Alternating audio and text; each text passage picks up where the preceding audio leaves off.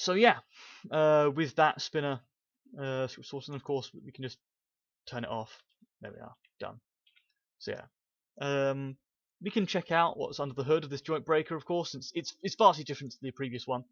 So initially here, there are a fair few parts to it now, but I'll go through it with you just so you guys know how to actually operate it and understand it. First, the robot variable. This one just finds the model, or just references the model within the part, so it's just easy to reference to things. Activated. This is the boolean within the control system for the buttons here. So reference that bool value. Weapon active. That's referenced in the Jointbreaker itself. So there you go. So that has to be, of course, true in order for it to activate. Damage add, of course, is the number value which adds on how much damage is currently set to 0, but of course it's set to 4, 5, and 6 in the spinner script. Pardon me. Damage max. This is how much damage a part can take before breaking. Of course, it's set within the spinner system. It's set within the Jointbreaker itself, so that's where you guys would come in and adjust it depending on what the competition host wants. But in the future, there can be a much easier system where perhaps the damage max is referenced inside of the Jointbreaker control system. But for now, it'll remain like that. The root part is an important part because, of course, when the parts get broken,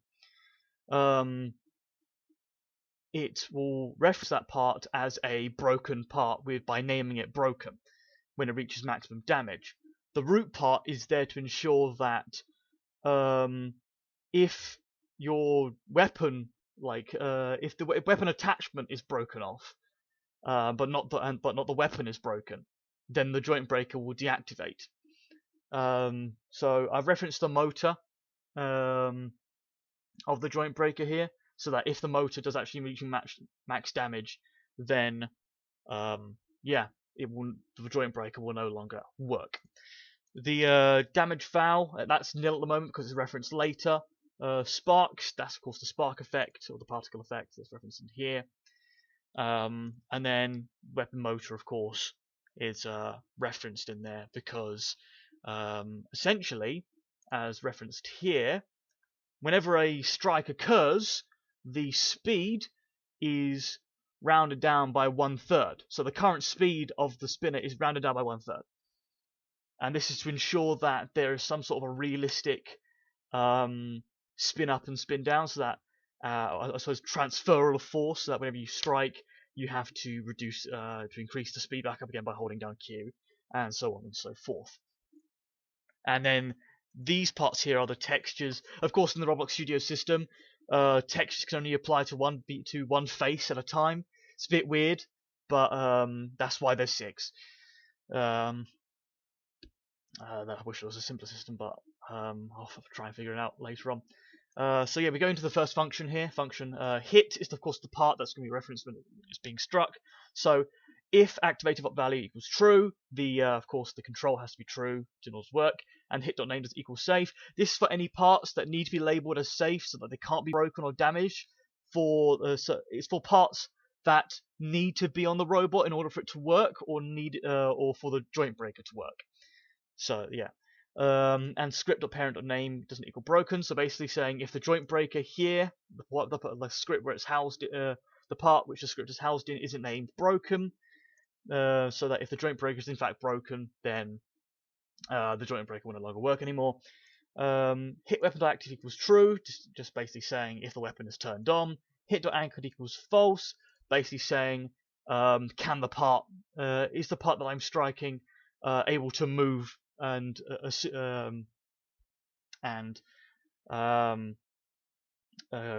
contribute to the laws of physics. So yeah, so that way it's not automatically setting off the Jointbreaker upon striking a anchored surface or immovable surface, really, or immovable object. And hit.name does not equal broken, so just in case we strike any other broken parts, we're not actually doing more damage to it because it's needless and could waste a potential hit. Root part dynamic was broken. This is where the root part bit explanation came in. And hit descent of robot equals false. Then this is ensuring the robot doesn't hurt itself.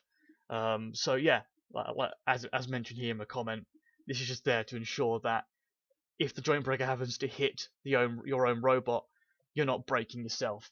So yeah, after all these checks are done, we then do weapon angular velocity equals mass per round. Yep, so rounds down the speed by 1/3, and then the damage is applied. How it works here is that first, if hit to 5 as child equals damage dealt equals nil. So basically, once it hits that part, it looks within that part to find damage dealt. If it can't find it, then it instantiates a new number value and makes hit the parent, the part of the parent. We name it damage dealt, and we then add on the damage value, which is in the damage add there. So to insinuate that, of course, the first strike has been done, and then we instantiate the textures in it. It's I've done it here so that the textures aren't instantiated later on. They're instantiated in the beginning, so that way we can just quickly reference to them when the damage values are changed, so that way they become more and more visible as we go along. So this is they're all referenced here. So yeah, and they're currently invisible, so they're already put into the part upon the first strike, but they are invisible and they can't be seen. And all we do as we go down is we just adjust the transparency as we go along. And then of course it prints the log damage added. This is just for my sake, so that way we know the damage has been added. Spark effect occurs for 0.3 of a second. Yeah, to visually show that damage has been done. Aside from the cracks, but yeah, and then of course else saying that if it does find damage dealt, it then just references damage dealt again, damage val, it just adds the damage value on again, and then the sparks, and that's it. And then we have this section here. If the damage value equals nil, and damage value equals is equal to or less than 1, and damage value is less than the damage max, as referenced here, the value, then the damage is done. And it's just saying that yeah, a hit has been or has also occurred within this section here. And then in this section, the damage. So yeah, if we get to damage value equals this bit here, this section is like when it reaches, I believe, quarter damage, it will then have the bits slowly show, so it becomes more and more. So yeah, the textures become more and more translucent as we go along. So this is the first section here.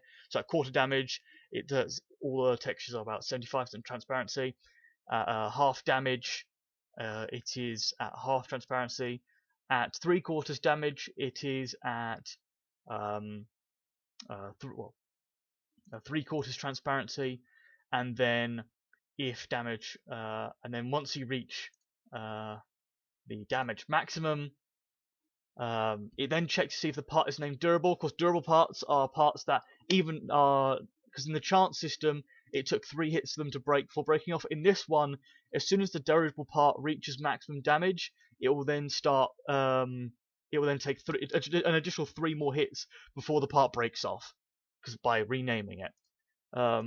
Otherwise, if it's not named durable or weak, then the part's name will be named broken. Any welds or attachments within it will immediately break. The hit dot transparency equals 0 just in case we hit an invisible part.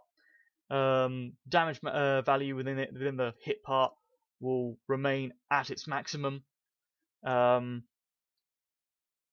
The transparency will of course be at 0 for the cracked parts. It will print that the part's been broken. It then pretty much turns the Jointbreaker part red to show that the Jointbreaker part's been broken, and then it makes it can collide false, so that way it falls through the world, and just in case it doesn't present any danger if it hits any of the aforementioned Jointbreaker allowed names. And if it hits a motor, it then doesn't deal much. Well, it doesn't do much aside from just it instantiates a smoke effect, so that if it hits a motor, it shows that the motor's been visually broken through the smoke, and then the smoke is destroyed just to save on lag after it being instantiated for about 7 seconds. And yeah, that's how the Jointbreaker works for this system. For the in general, really, for the new Jointbreaker system. See how much time we got there. Oh, we've got plenty of time. Plenty of time. So, yeah, this is how the spinner works. And if you want to come